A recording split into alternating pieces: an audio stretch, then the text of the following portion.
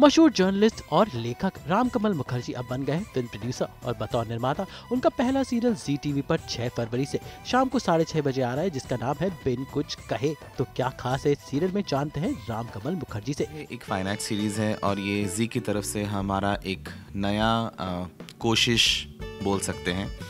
ये राजश्री ओझा जो मेरी एक दोस्त हैं और एक फिल्म मेकर भी हैं, वो और मैं मिलके ये सीरियल प्रोड्यूस कर रहे हैं। इस सीरियल को करीब पिछले 9 महीने से हमने इसको बहुत मेहनत करके इसको इस मुकाम पे लाया है और इस सीरियल में सब कुछ हम ब्रेक करने की कोशिश कर रहे हैं। जो स्टैंडर्ड नॉर्म्स होती हैं, जैसे आपका जो शो है सास बहू और साजिश या सास बहू और बेटियाँ, सास बहू और बेटियाँ जो आपकी शो है वो यहाँ पे आप सास हैं लेकिन बहू भी है, बेटियाँ भी हैं, लेकिन बहुत हटके हैं और बहुत अलग से हैं। और जब हम बोलते हैं साजिश नहीं होगी बट काफ़ी नोक झोंक होगी, लेकिन इस सीरियल का सबसे बड़ा खासियत ये है कि बहुत अच्छी तरीके से उसको स्टाइलाइज किया गया है। राजश्री का वही फोटे हैं, उन्होंने फिल्म आयशा बनाई थी सोनम कपूर और अभय देओल के साथ। उसके बाद उन्होंने चौराहे, उन्होंने अमेरिका में भी 2 फिल्में बनाई हैं, तो she is an award winning director her self. तो उनका विज़न उनके विज़न सुभाष चंद्र जी को बहुत पसंद आया और जब हमने उनको सुनाया तो उन्होंने एक ही मीटिंग में उन्होंने हाँ कर दी, सिर्फ विज़न के ऊपर। तो राजश्री ने बहुत मेहनत की है इस सीरियल में। जो आप कॉस्ट्यूम्स देख रहे हैं वो उनका जो एक दोस्त है गज़ल, शी इज़ फ्रॉम USA, दो she is an Indian, she is an NRI, but वहाँ से हमने कॉस्ट्यूम डिज़ाइनर को लाके ये सीरियल को लुक दिया है। सिर्फ यही नहीं, आपने सेट भी देखा है और सेट देखेंगे तो आपको पता चलेगा कि ये सेट बाकी दूसरे हिंदी सीरियल से काफ़ी अलग है।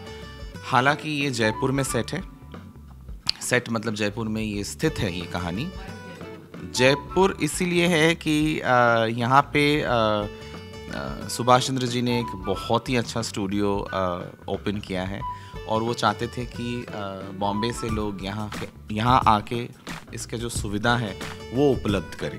हम भी शुरू में, मैं और राजश्री बहुत डर गए थे कि हमको लगा था कि जयपुर में हम नहीं कर पाएंगे क्योंकि हम लोग ये बॉलीवुड पर्सन, तो हम लोग बॉलीवुड में ही काम करना पसंद करते हैं और बॉम्बे हमारा शहर है तो सारी सुविधाएं हमें लगती है कि वहाँ मिलती हैं। बट जब हम यहाँ आए तो यहाँ उमेश, दिव्या, सुभाष जी, पूरी यूनिट, पूरी टीम बहुत मेहनत करके बहुत प्यार से उन्हें हमें रखा है। हम उनका शुक्रगुजार हैं कि उन्होंने जो हमारे लिए किया है। और हम ये जयपुर जो शहर है वो बहुत ही कलरफुल शहर है, जो यहाँ आने के बाद हमने महसूस किया।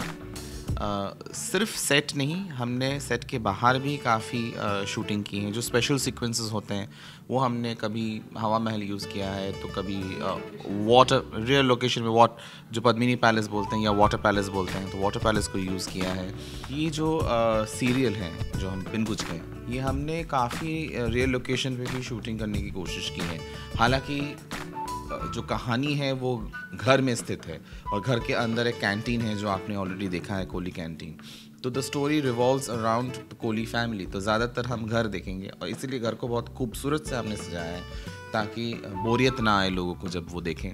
लेकिन इसके साथ साथ हम बाहर जाके भी इसको शूट किए हैं, रियल लोकेशन को यूज़ किए हैं। इसको पिंक सिटी बोला जाता है, तो गुलाबी शहर जब बोलते हो तो वो रंग हमारे सामने आ जाती है। आज हम सुबह सारे आर्टिस्टों के साथ जब हम घूमने गए आपकी टीम के साथ, तो आपने खुद देखा मार्केट में कि कितने कलर्स हैं, चाहे वो अम्ब्रेला हो या पपेट्स हो या सिंपल सी चुनरी हो या जूती हो, तो हर चीज़ में कलर है। तो अभी हमने क्या किया है, क्योंकि ये जो फैमिली है ये फैमिली बहुत कंटेम्प्रेरी है, तो ये राजश्री के दिमाग से ही आया था ये आइडिया कि हम थोड़ा सा इसमें जयपुर का जो कल्चर है, जयपुर का जो स्टाइल है वो थोड़ा सा इन्फ्यूज़ कर देंगे। इंग्लिश में जिसको इन्फ्यूज़ बोलते हैं, हिंदी में उसको मिश्रण बोलते हैं। तो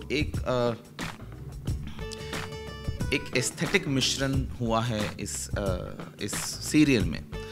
और इस सीरियल का जो मेन किरदार है, जो 3 लड़कियां, माँ, बड़ी लड़की का बेटा, 7 साल का बेटा, और हमारा हीरो कबीर जो ब्राज़ीलियन है, जो NRI है।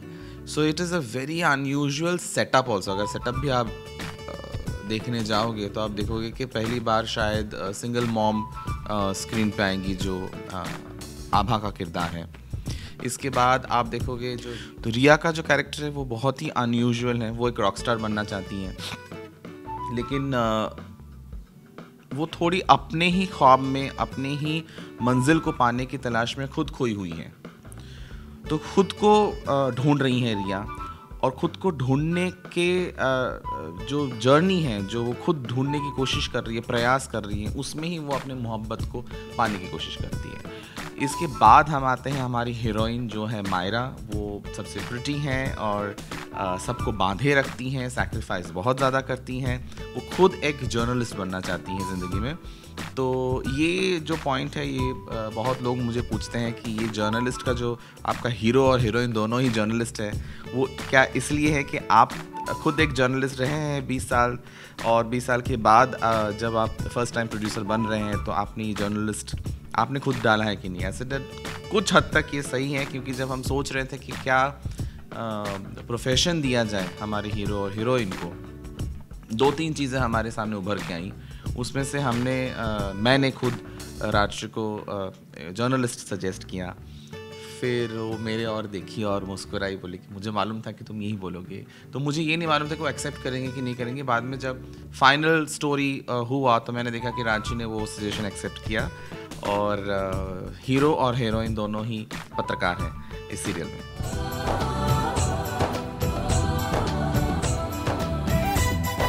वैसे इनकी नई बुक भी रिलीज हो गई है, और साथ साथ आ रहा है इनका नया सीरियल। ये मेरा फर्स्ट फिक्शन है, लॉन्ग आयरन आइस टी, और ये पुस्तक मैंने अभी रिलीज़ किया है कलकत्ता में और बॉम्बे में और दिल्ली में। जी हाँ, इसके ऊपर काफ़ी लोग, क्योंकि 8 शॉर्ट स्टोरीज़ हैं, तो लोग चाहते हैं कि इसका या तो शॉर्ट फिल्म बनाएं या एक वेब सीरीज़ करें। तो ये आई एम वेरी एक्साइटेड। ये मेरा दूसरा पुस्तक है। ये आज से बहुत साल पहले मैंने एक बुक लिखी थी हेमा मालिनी के ऊपर, and this is my second book, so I am very excited and the industry has really given good review. Reviewers ने बहुत अच्छी बात बोली हैं, बाकी authors ने बहुत अच्छे reviews दिए हैं। तो I think reviews अच्छे मिले हैं और लोग पढ़ के रो रहे हैं, हंस रहे हैं। तो यही एक लेखक के लिए कामयाबी है शायद।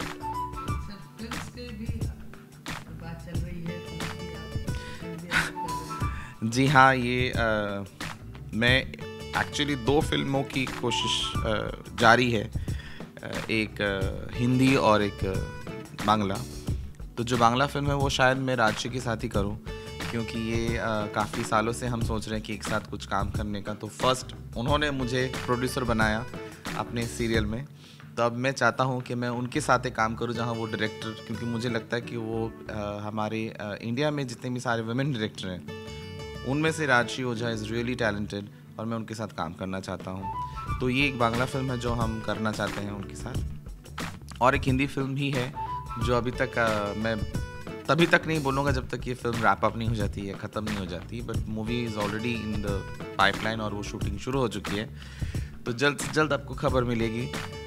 सीरियल के बाद मूवीज़ और वेब सीरीज़ और शॉर्ट फिल्म, सब चीज़ों की खबर आप तक सबसे पहले पहुँचेगी। बिन कुछ कहे जो है ये ख़ास तौर पे नई पीढ़ी के लिए बनाई गई है, ख़ास तौर पे उनके लिए बनाई गई है जिनको लगता है कि हमारा सीरियल जो है बहुत रिग्रेसिव है, हमारा सीरियल कभी भी हम वेस्टर्न सीरियल जैसा नहीं बना सकते हैं।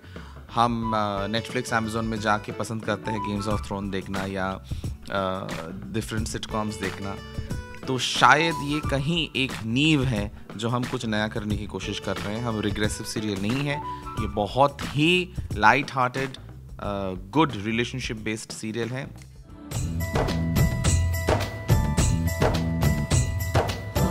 तो रामकमल मुखर्जी और इनकी को प्रोड्यूसर राजश्री ओझा को उनके नए सीरियल बिन कुछ कहे के लिए सास बहू बेटा की टीम की तरफ से ऑल द बेस्ट।